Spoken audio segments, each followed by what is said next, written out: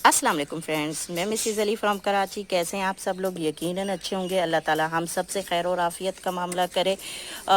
आज जो है बात करेंगे फ़ालसा। फ़ालसे का सीज़न आ चुका है। फ़ालसा बहुत ज़बरदस्त एक जो है बेरी फैमिली से ताल्लुक़ रखता है और बहुत मज़े का लगता है। तो इसका जो ग्रोइंग सीज़न होता है वो भी जो है यही होता है, जब फ़ालसा आता है उसी वक्त इसको ग्रो भी किया जाता है। वैसे तो होल द ईयर आप इसको ग्रो कर सकते हैं, नो इशू, लेकिन इसके सीड्स जो हैं वो नहीं मिलते हैं, तो इस वजह से जो है इसे फ्रेश फालसे से भी आप ग्रो कर सकते हैं इजीली। तो जो है बात कर लेते हैं, ये मेरे फालसे का प्लांट है और देखें कितने बड़े बड़े माशाल्लाह इस पे पत्ते हैं और इस पे फ्रूटिंग भी हो रही है। ये देखें, मैं आपको दिखाती हुई फालसे लगे हुए हैं, लेकिन आपको पहले इसकी जो है जब राइप हो जाता है तो किस टाइप का होता है वो दिखा देते हैं। ये मेरा जो है कंटेनर में लगा हुआ है फालसे का एक छोटा सा प्लांट, और आप देखें इस पर कितनी अच्छी सी फ्रूटिंग हो रही है। ये देखिए, ये फालसे लगे हुए हैं और ये देखिए ये अभी कच्चे हैं, ये खाने वाले नहीं हैं। और जब ये बिल्कुल जो है पक जाएंगे, इस टाइप के हो जाएंगे, तो आप इसको तोड़ के खा सकते हैं। तो ये देखिए इसका फ्रूट, और जो है ये फालसे का फ्रूट इस तरह का होता है राइप होने के बाद, और बहुत यम्मी इसका टेस्ट होता है।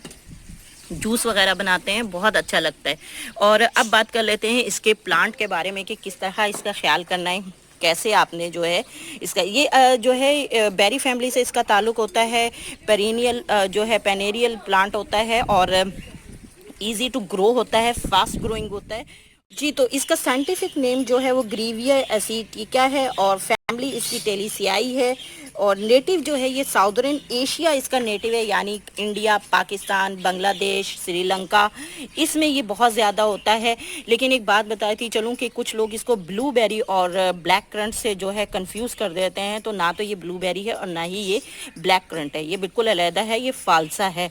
और इसका टेस्ट भी काफ़ी डिफरेंट होता है, ये स्वीट सावर होता है। अब बात कर लेते हैं इसको किस टाइप की सॉइल चाहिए होती है जी। इसको जो है बहुत जो है किसी भी टाइप की जो है ये सॉइल में चल जाता है। काफ़ी हार्डी प्लांट होता है और अगर इसके सारे लीव्स भी गिर जाएं तो इसके बाद भी ये सरवाइव कर जाता है। तो इसको जो है आप किसी भी किस्म की जो सॉइल है उसमें लगा सकते हैं। लूमी सॉइल में हो जाता है, सैंडी सॉइल में हो जाता है ये, इवन दो के लाइम जो सॉइल होती है उसमें भी, ये जो लाइम स्टोन होता है उस जो है उसमें भी ये हो जाता है।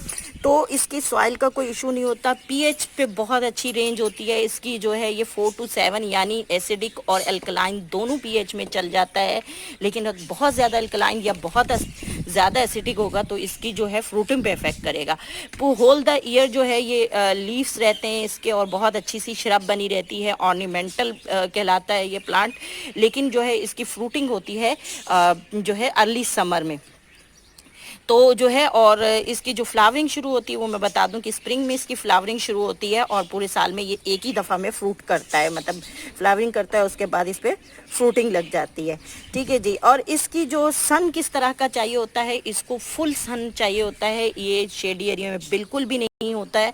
इसलिए इसको जहाँ पर भी लगाएं इसको फुल सन दें। और इसका एक चीज़ जो प्रॉब्लम है वो ये है कि ये विंड को काफ़ी सेंसिटिव है, यानी आप इसको विंडी एरिया में नहीं लगा सकते। अगर इसको विंडी एरिया में लगाएंगे तो जो है काफ़ी जो सेंसिटिव समझा जाता है, इसकी फ्रूटिंग भी गिरती रहती है और इसके फ्लावर्स भी गिर जाते हैं।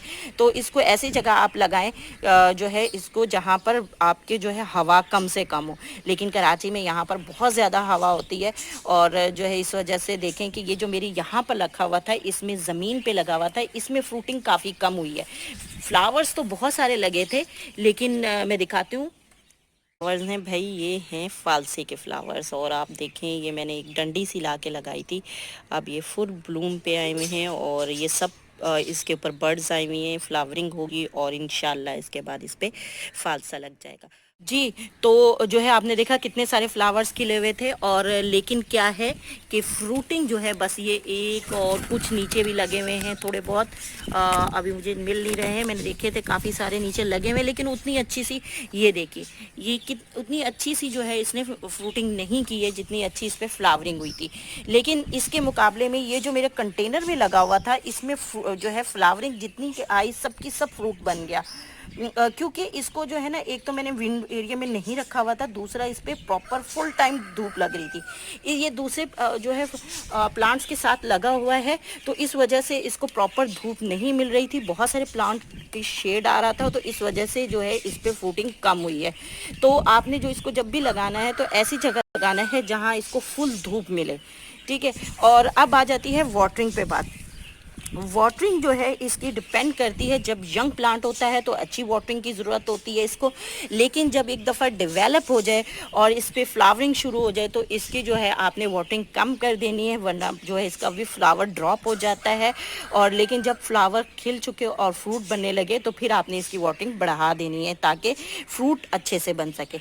ये टेक्निक होती है, किसी भी जो फ्रूट वाला प्लांट होता है उसमें यही होता है कि जब फ्लावरिंग हो रही होती है इसको ज़्यादा वाटरिंग करने से सारा फ्लावर ड्रॉप हो जाता है, तो उस वक्त आपने जो वाटरिंग काफ़ी कम कर देनी होती है।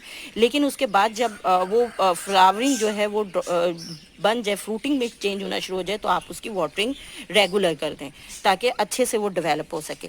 तो ये देखिए कितने अच्छा सा जो है ये बना हुआ है, ये देखिए, ठीक है। और अब बात कर लेते हैं कि जी इसको डिज़ीज़ कैसे लगती हैं। इसकी डिज़ीज़ ज़्यादा तो नहीं होती हैं कि इसके जो है ये देखें, इसके जो लीव्स हैं वो बाज़ात ब्राउन हो जाते हैं, येलो हो जाते हैं, ये लेस वाटरिंग या ओवर वाटरिंग की वजह से ऐसा होता है। तो इसको वाटरिंग बहुत ज़्यादा नहीं करनी होती है।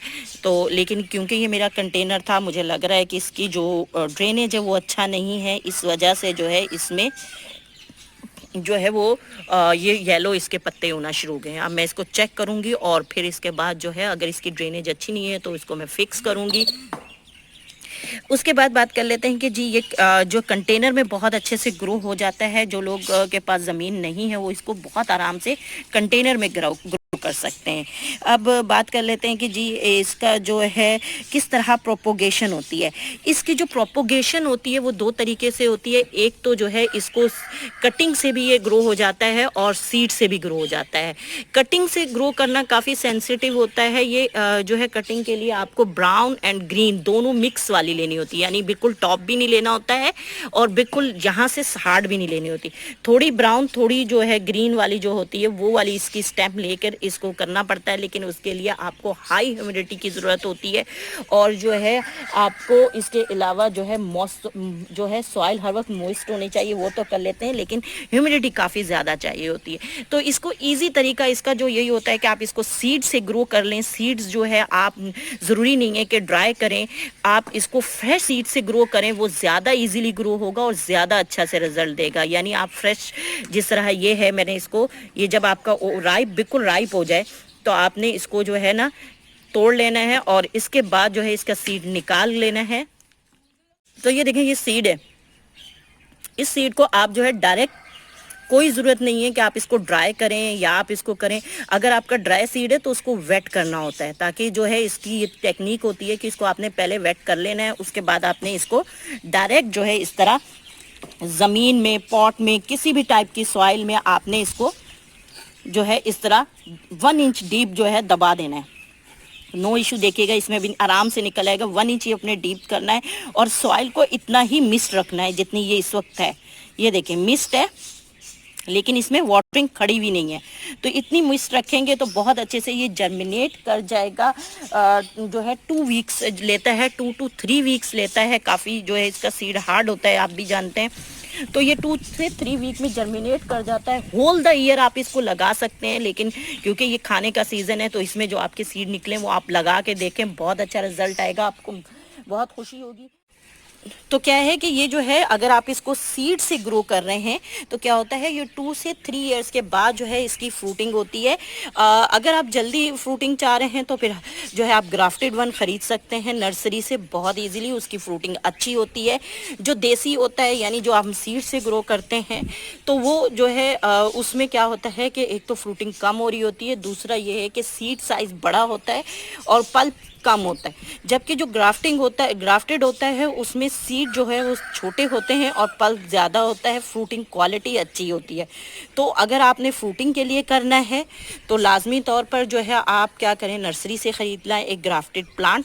और अगर आप जो है एक्सपेरिमेंट करना चाहते हैं इसको ग्रो करने का, तो फिर आप इसका सीड को जो आप लोग खाने के लिए हम लेके आते हैं फालसा, उसके सीड निकाल कर डायरेक्टली उसको ग्रो कर सकते हैं।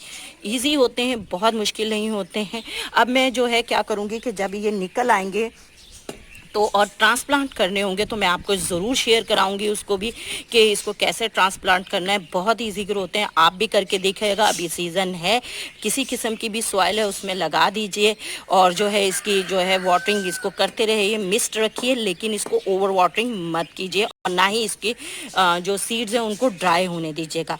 तो आप देखिएगा कुछ दिनों में ही जो है 1 से 2 हफ्ते के अंदर अंदर वो स्प्रॉट कर जाएंगे, जर्मिनेट कर जाएंगे। और मुझसे ज़रूर शेयर कीजिएगा अगर आप ऐसा करते हैं और आपका रिज़ल्ट अच्छा आता है तो मुझे ज़रूर बताइएगा। ये तो कुछ फ़ालसे के बारे में आएगा, मज़ीद अपडेट ज़रूर बताऊंगी, और जो है और अपना फ़ालसे को भी इंजॉय करूंगी। दुआओं में याद रखिएगा। अगली किसी वीडियो तक के लिए अल्लाह हाफिज़।